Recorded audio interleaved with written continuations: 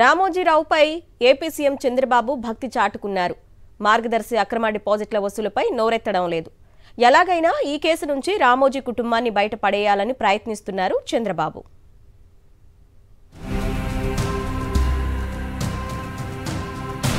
తన రాజగురువు రామోజీ పట్ల టీడీపీ అధ్యక్షుడు సీఎం నారా చంద్రబాబు నాయుడు మరోసారి భక్తిని చాటుకున్నారు. సాక్షాత్తు సుప్రీంకోర్టు స్వయంగా జోక్యం చేసుకుని మార్గదర్శి రామోజీ ఆర్బీఐ చట్టంలోని సెక్షన్ 45S కు విరుద్ధంగా డిపాజిట్లు వసూలు చేశారా లేదా అనే అంశాన్ని తేల్చాలని హైకోర్టును ఆదేశించగా చంద్రబాబు సర్కార్ దాన్ని పూర్తిగా విస్మరిస్తూ అక్రమాలకు పాల్పడ్డ రామోజీ కుటుంబాన్ని రక్షించడమే ఏకైక లక్ష్యంగా వ్యవహరించింది. తెలంగాణ హైకోర్టులో దాఖలు చేసిన కౌంటర్లో మార్గదర్శి ఫైనాన్షియర్స్ యజమాని రామోజీరావు ప్రజల నుంచి చట్టవిరుద్ధంగా వసూలు చేసిన 2600 కోట్ల రూపాయల డిపాజిట్ల గురించి పల్లెత్తు మాట కూడా మాట్లాడలేదు. ఆ అక్రమ డిపాజిట్ల గురించి వాస్తవాలను కోర్టుకు వెల్లడిస్తే మార్గదర్శి రామోజీ కుటుంబానికి ఇబ్బందులు తప్పవనే చంద్రబాబు ప్రభుత్వం ఆ విషయం జోలికి వెళ్లలేదు. పైగా ప్రజల నుంచి డిపాజిట్ల రూపంలో అక్రమంగా వసూలు చేసిన 1000 కోట్లను తిరిగి వారికి చెల్లించేశామని, అందువల్ల తమను వదిలేయాలంటూ రామోజీరావు కోర్టులో చేస్తూ వచ్చిన వాదననే ఇప్పుడు చంద్రబాబు ప్రభుత్వం సైతం అందుకుంది. ప్రజల నుంచి వసూలు చేసిన డిపాజిట్ల మొత్తంలో 5.15 కోట్లు మినహా అత్యధిక భాగాన్ని తిరిగి చెల్లించేసిందని ఏపీ ప్రభుత్వం తెలంగాణ హైకోర్టుకు నివేదించింది. 5.15 కోట్ల డబ్బు 1270 మంది డిపాజిటర్లకు సంబంధించిందని, అయితే వారెవరూ ఈ మొత్తాన్ని క్లెయిమ్ చేయడం లేదని ఏపీ ప్రభుత్వం తన కౌంటర్ ద్వారా హైకోర్టుకు తెలిపింది. ఎస్క్రో ఖాతాలో ఉన్న ఈ మొత్తాన్ని ప్రభుత్వ ఖజానాకు గాని ఆర్బీఐకి గాని బదలాయించాలంటూ వింత అభ్యర్థనను హైకోర్టు ముందుంచింది. ఎవరైనా డిపాజిటర్లు వస్తే వారికి ఆ మొత్తాలను తామే చెల్లిస్తామని ప్రతిపాదించింది.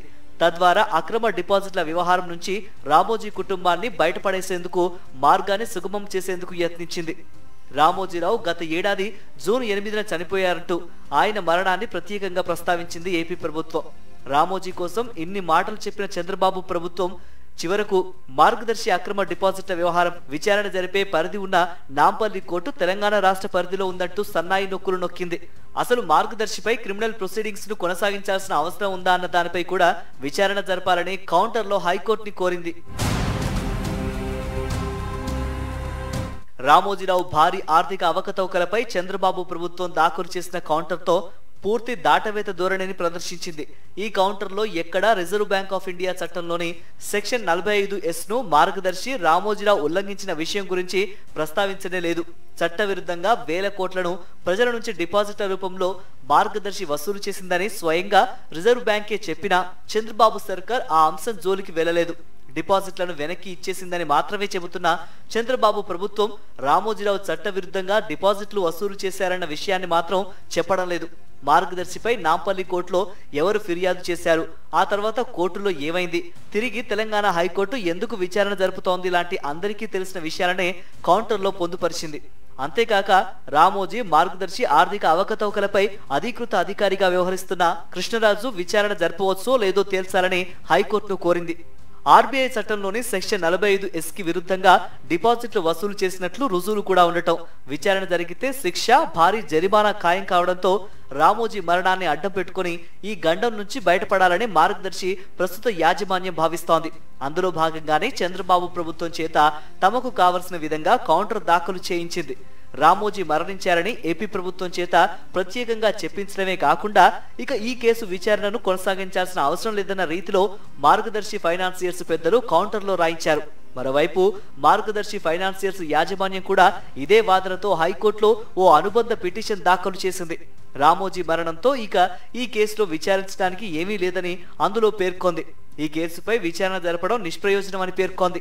పూర్తి స్థాయి వాదనలకు ముందే ఈ విషయాన్ని తేల్చాలని తెలంగాణ హైకోర్టు కోరింది.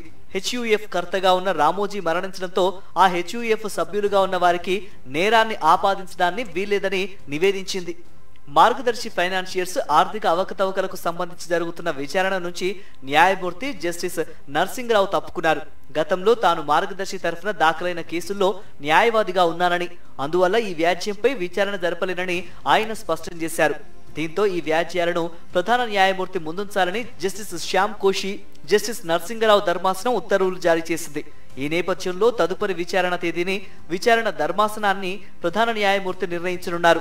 మార్గదర్శి తరఫున సుప్రీంకోర్టు సీనియర్ న్యాయవాదులు ముకుల్ రోహత్గి, సిద్ధార్థ్ లూథ్రా, కోర్టు సహాయకుడిగా మాజీ MP Arun Kumar, AP special GP Rajeshwar Reddy, Telangana PP పల్లె నాగేశ్వరరావు విచారణకు హాజరయ్యారు. రామోజీ మరణించిన నేపథ్యంలో ఈ కేసును కొట్టివేయాలని, దీనిపై అనుబంధ పిటిషన్ దాఖలు చేయాలని రోహత్గి ధర్మాసనం దృష్టికి తెచ్చారు. ముకుల్ రోహత్గి చేసిన ఈ అభ్యర్థన పెద్ద చర్చనీయాంశంగా మారింది. భారీ ఆర్థిక నేరానికి పాల్పడిన వ్యక్తి చనిపోయినంత మాత్రాన అతను నేరం చేయనట్లుగా భావించాల్సిన అవసరం లేదని న్యాయ నిపుణులు చెబుతున్నారు. హైకోర్టు ఆదేశాల మేరకు ఏపీ ప్రభుత్వం తరఫున హోంశాఖ ముఖ్య కార్యదర్శి కుమార్ విశ్వజిత్ కౌంటర్ దాఖలు చేయగా, తెలంగాణ ప్రభుత్వం తరఫున సిఐడి ఆర్థిక నేరాల విభాగం ఎస్పీ కొల్లి వెంకటలక్ష్మి కౌంటర్ దాఖలు చేశారు. ప్రజల నుంచి మార్గదర్శి చట్టవిరుద్ధంగా 2610 కోట్ల రూపాయలు వసూలు చేసిన వ్యవహారంలో రేవంత్ రెడ్డి సర్కారు సైతం చంద్రబాబు బాటనే ఎంచుకుంది. రామోజీరావు మార్గదర్శి అక్రమ డిపాజిట్ల గురించి తెలంగాణ ప్రభుత్వం కూడా నోరు మెదపలేదు. 2610 కోట్లను మార్గదర్శి వసూలు చేయడం చట్ట విరుద్ధమా కాదా అన్న విషయం గురించి కనీస స్థాయిలో కూడా మాట్లాడలేదు.